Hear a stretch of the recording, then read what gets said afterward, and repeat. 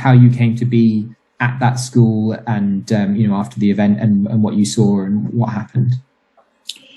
Right. I was, just to go back a little bit, I got involved with Cynthia Hines, who was actually the local UFO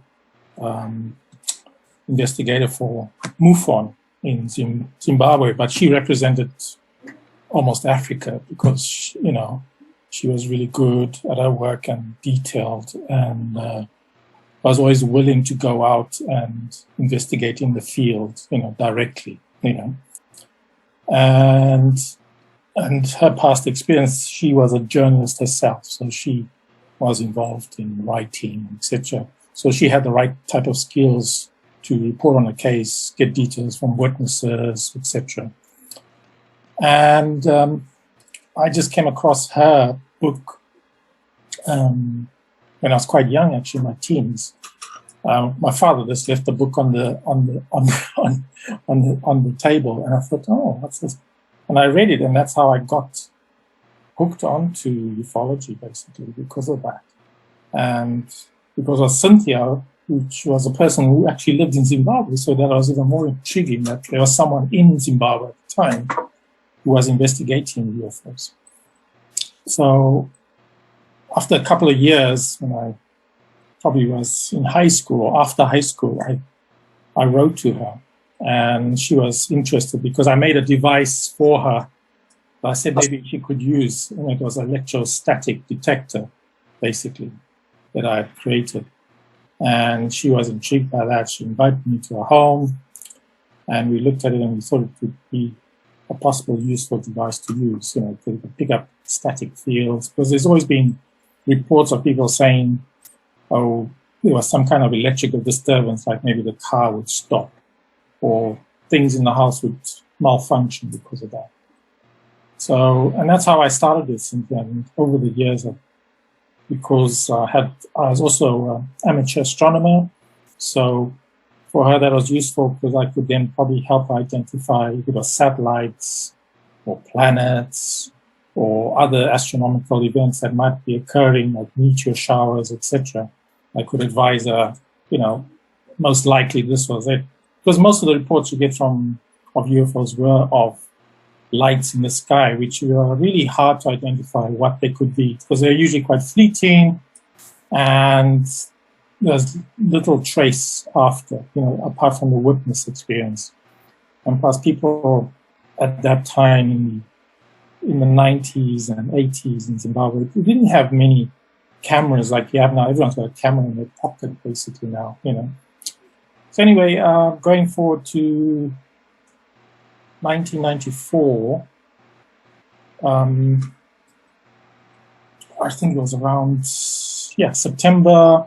Actually, that whole week was a bit of a strange week, because on September the 14th, I think that's a Wednesday, there was what looked like a bolide or meteor breaking through the atmosphere, quite a large object, which seemed to have broken up, and there was a large chunk of it in front, which left like a vapor trail, as you expected, burning through the atmosphere, and it looked like very slow. So there was a lot of activity over that evening.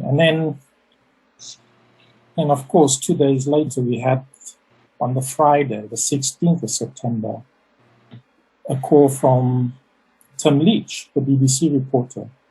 He was getting reports from the school in Ruwa, Ariel School, of reports of, basically like a spaceship landing on the school ground during the break time at school, which was around 10 o'clock in Zimbabwe, at the school. And the only witnesses we knew of were the kids, because the teachers were in a meeting at the time, and the only adult in the ground was a volunteer adult who was looking after like a tuck shop, which is just a little shop where the kids could buy sweets and biscuits and stuff like that. But she refused to leave the tuck shop, not believing the kids, what they had said. So anyways, we got the reports. Cynthia was absolutely fascinated. We wanted to go, but because the school was breaking up for the weekend, there was no possibility of interviewing them over the week, Saturday or Sunday. So we arranged with the headmaster to come to the school. If I believe right, it probably was a Tuesday, which was the 20th of September. And Cynthia also asked the headmaster if the kids could draw what they'd seen while it was fresh in their mind. So when we got there, we could have a look at their drawings. And of course, many of those drawings are quite popular on the internet now. You see a lot of them around, and they've been shown, I think, of many blogs and reports that I've seen. So we went to the school, and we met the headmasters and the teachers. They brought in some of the drawings on the desk, and then they brought in some of the kids to Cynthia to interview, and Tim Leach to also have a talk to and interview some of the kids there. Obviously, there's a lot of excitement about it because the people here come to listen to a story. But you could see there was a very palpable atmosphere of excitement, of course, and I don't know, there was confusion as well, what it could be, because, some kids didn't know what it was. Was this something strange? Others thought it was some kind of spacecraft coming down, the little creatures, because they saw these little creatures. We asked them, what did they look like? Most of the descriptions we got from the kids were very consistent of a very short-looking being. They couldn't describe the clothing exactly what it was. So, but one of them said, it reminded them of a diving suit. Someone, when they used to go to South Africa on holiday, they used to wear a diving suit, and it reminded them of that kind of fit because it was like tight fitting. And we also had reports of kids saying the beings were had hair or looked like hair, And from that description, I made a drawing. This is the original drawing I did of the creature at the time. So, but this is actually now a copy because I gave this to Professor John Mack. He took it. He's actually put his notes here that I did for him. So he actually asked if he could take it, and he took it. So one of his representatives actually sent me a copy of the drawing because I wanted it as well, because it was original. So you can actually see in that the tight-fitting clothes, the very large eyes, which a lot of them describe. And even some of them said, it looked odd, the eyes were like down here. I think it was one of the kids said, Guy Gibbons said the eyes were down here. I think representing because it's had such a bulbous head above, Did you show that picture to the children and did they give you feedback? No, this is based after the event. I drew from their descriptions. But this is kind of like a general of all the descriptions, and I think some of them didn't say there was a hair. Some of them just drew the oval like head with the big eyes and maybe just a slit for the mouth. One of the kids or adults now recently, he recalled, we didn't interview at that time, described when these creatures walked. It was very strange because he moved, disappeared, completely vanished, and then reappeared a couple of meters ahead, disappeared again, and was, distance away again, and it just was such a strange motion. And also from the drawings that the kids do, when we're looking, you can kind of gather a little bit more information because we noticed some of the kids drew two objects. One object, it looked like a cigar shaped, and they labeled that Thursday, the 15th. So that was the day before. And then they drew what they saw on the Friday, the 16th. which is more the disc-like object, oval object that they saw.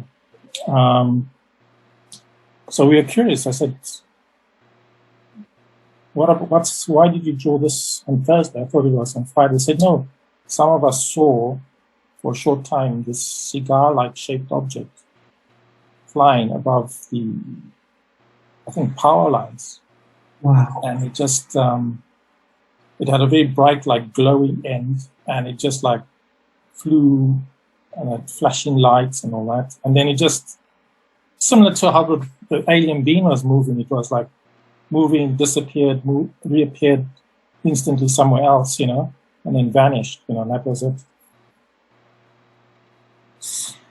So the kids also described there was like actually maybe 3 or 4 objects on the Friday they saw come down. There was the main object that everyone seemed to have been focusing on in the playground, more to the right side, where they had these logs which they used as barriers on the playground, which they indicated to the kids, you can't go any further on this because it's mostly just wild, overgrown area, which hasn't, which was a bit dangerous because it could be snakes and other animals could be moving in there. So they weren't allowed to pass this barrier where they could. So about 60 odd kids witnessed the main object, and they saw like 2 beings. One was on the craft and the other one was moving in the grass. And of course, some of them told me, apart from that, they saw over a little bit to the left, some more objects landing in the grass. So there were several.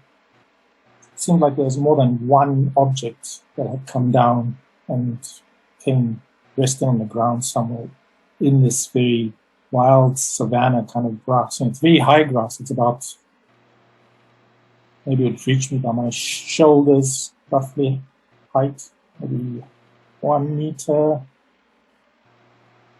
or higher. Roughly 3 feet. Yeah, something like that, yeah.